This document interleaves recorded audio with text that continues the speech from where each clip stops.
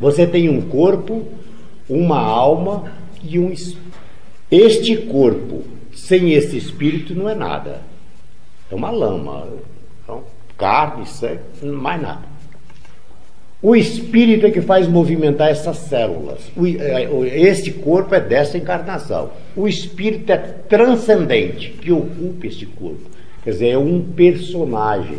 Ele está exercendo uma personalidade neste corpo físico. E a alma é o pensamento. Um espírito, por exemplo, sem a alma, o que acontece? É a pessoa que fica aí, tanto faz ir para lá como para cá. Ele não sabe para onde é que ele está indo, ele não, se der comida ele come, se não der ele não come, quer dizer, ele não se direciona, ele não tem nada na mente, quer dizer, o cérebro dele não age. E a alma desse espírito atua no cérebro, é que direciona as pessoas.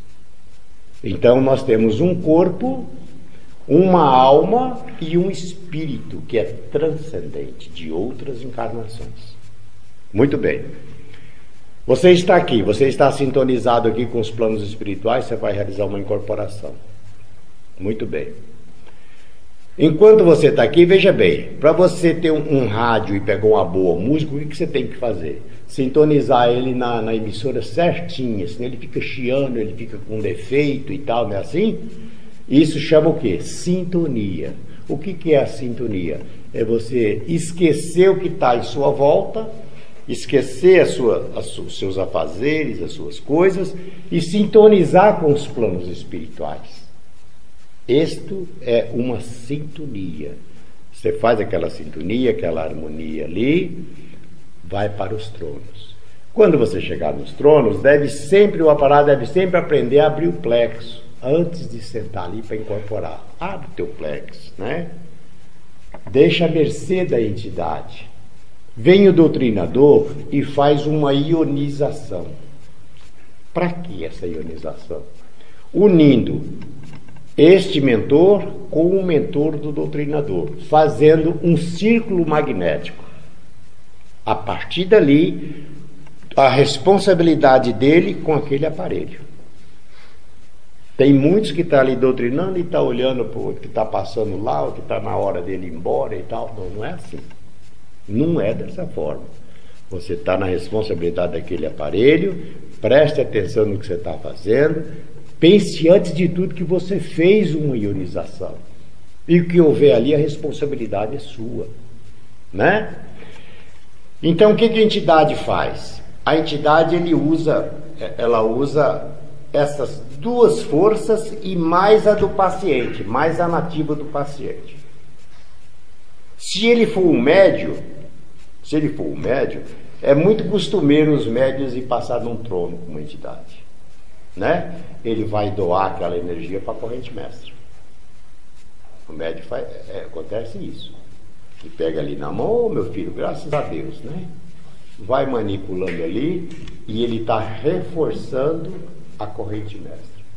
Se não for um médium, se é um paciente, ele tem também uma força chamada força nativa e que faz uma triangulação de força ali, naquele momento.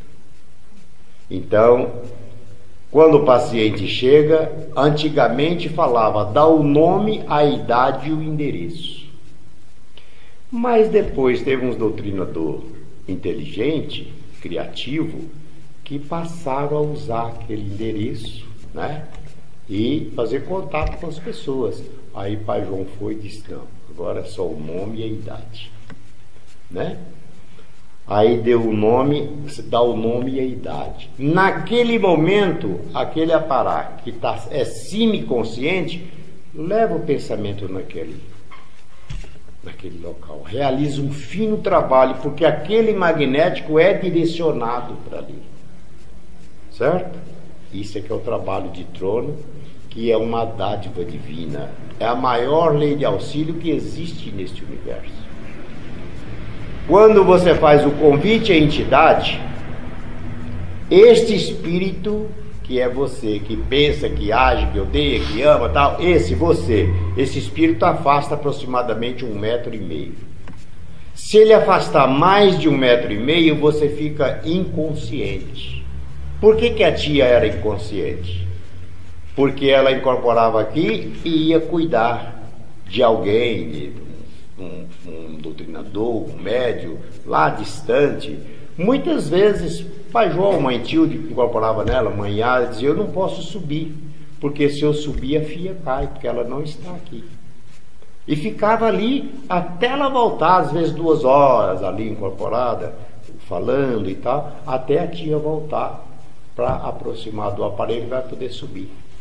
Então, o que acontece é isso. No nosso caso, nas nossas nossos mestres, a entidade afasta aproximadamente 1,5 metro. Este espírito afasta 1,5 metro. E a entidade entra nesse círculo de força e projeta aqui, na nuca. E nós temos um chakra chamado chakra da comunicação, para que eles vão projetando, tá certo? E você vai transmitindo, semiconsciente. É como se você estivesse falando com alguém no telefone distante, mais ou menos assim. Se você estiver incorporado aqui e eu falar, você sabe que é eu que estou falando, porque o teu espírito está aqui ouvindo, tá certo? O teu subconsciente está aqui. E a entidade está aqui, trabalhando, manipulando, puxando esse espírito, passando esse espírito. O doutrinador faz a doutrina, faz a entrega, ele volta, é acoplado por uma força retornando no aparelho, e assim é o nosso trabalho de trono. Agora, é preciso que tenha uma consciência. Comunicar sem participar. Ah, meu filho, aqui, pai João, tal, você tem que assumir uma prisão. Não, senhor. Nenhuma entidade de luz, nenhuma preta velha, nem um preto velho está autorizado por Pai Seta Branca a prender alguém. Não, senhor. Se falar, está errado. Não existe isso. Pai Seta Branca nunca permitiu, desde quando veio as prisões para nós, tia cansou de falar isso, que nem um preto velho, nem uma preta velha tem autorização para prender alguém na prisão espiritual. Entrar na vida das pessoas, casos imensos que já aconteceu aqui. Aqui passou um sujeito que era vice-presidente do Banco do Brasil lá em Belo Horizonte, passou aqui no Angical, e a entidade disse, não, você não pode sair daqui dentro do vale não, você tem que ficar aqui 7 angicais. Aí ele foi lá desesperado falar. Falei, meu filho, pega as suas coisas e vai cuidar da sua vida. 7 angical é 7 meses. E quando você chega lá, o seu emprego já acabou há muito tempo, já tem outro no lugar, já acabou. São essas coisas, gente. Raciocine se aquela mensagem tem lógica ou não. Não é assim. Nós estamos aqui na lei do amor, na lei do auxílio, né? Um preto velho e uma preta velha, eles vêm dos mundos encantados para chegar aqui, falam o linguajar brejeiro dos homens que todo mundo entende, tá? Mas eles vêm na lei do amor, na lei do auxílio, para ajudar a tudo e a todos, projetando uma força, puxando esses espíritos que obsedeiam aquela pessoa, passa por aquele aparelho, recebe a doutrina, é feita a elevação dele e volta, dá aquele passe naquela pessoa, trazendo o equilíbrio para aquela pessoa, para os seus familiares, para as suas vidas, aconselhando na lei do amor, na lei do auxílio, não para entrar na vida da pessoa, né? A pessoa está fazendo um tratamento material com o médico da terra. Ah, não, meu filho, o seu problema é só espiritual só. Não, gente, a medicina da terra é uma bênção divina também. Também está certo. Graças a Deus, meu filho. Continue fazendo o seu tratamento e vamos trabalhar, vamos cuidar espiritualmente. Pronto, né?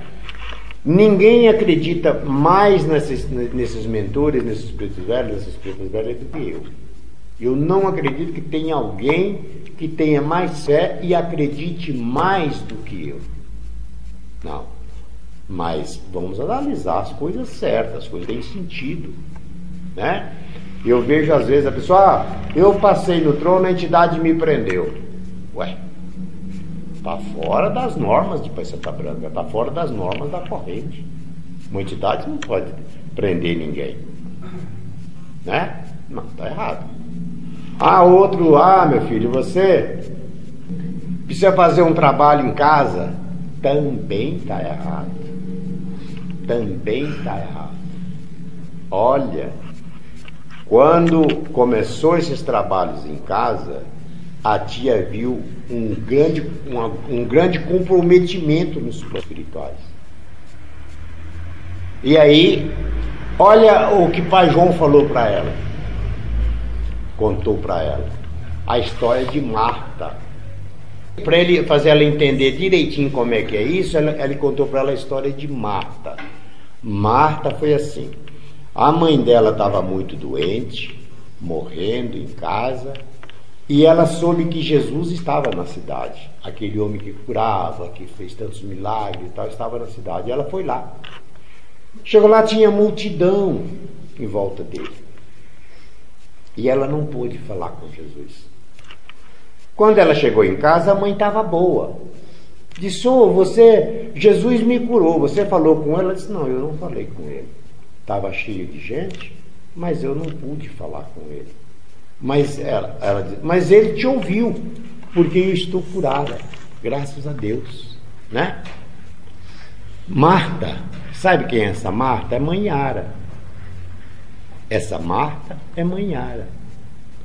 Então, não é assim.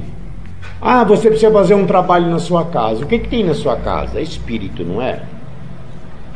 Mentalize na mesa, pega o nome da sua família, dos seus familiares, coloque na mesa evangélica, que a espiritualidade vai se responsabilizar para puxar esses espíritos para cá.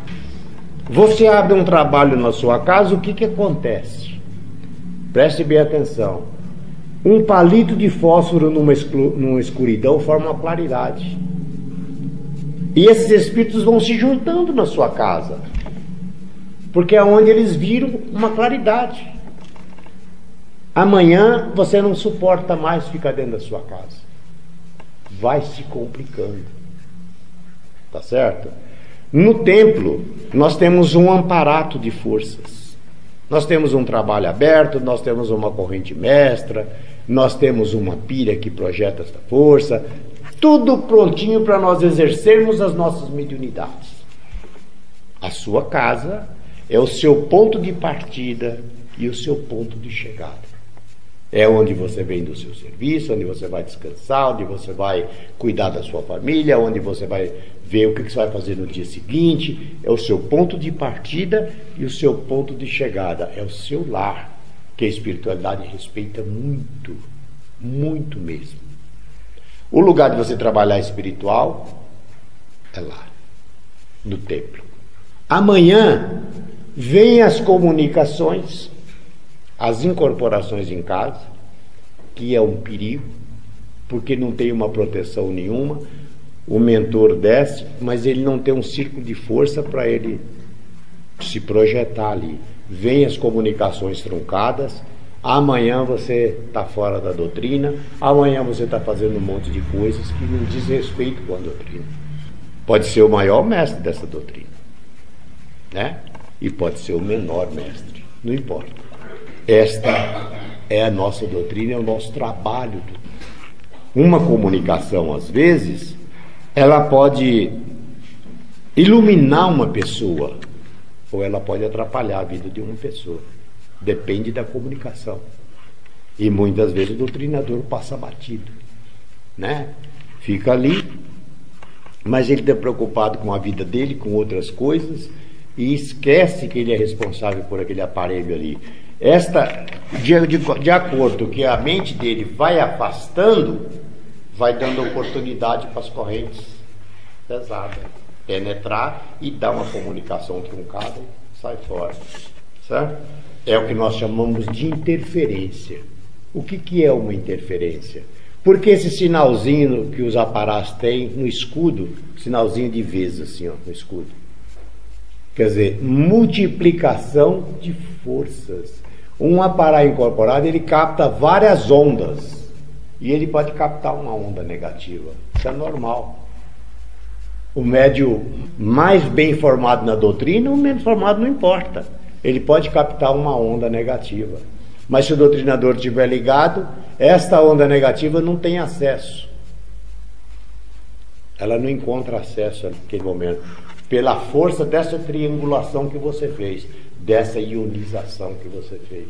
Se você estiver ligado. Se você estiver disperso, olhando quem está lá, olhando para o outro lado, desligado dali, o que vai acontecer? Esta força vai ter acesso. Vai entrar ali, dá aquela comunicação errada, amanhã o aparelho teve uma interferência, a entidade teve uma interferência. Não foi a entidade que teve interferência, foi você que estava desligado. E naquele momento houve aquela passagemzinha ali de imediato, porque você não estava prestando atenção. E a responsabilidade é sua, é do doutrinador. Tá certo? Então, graças a Deus.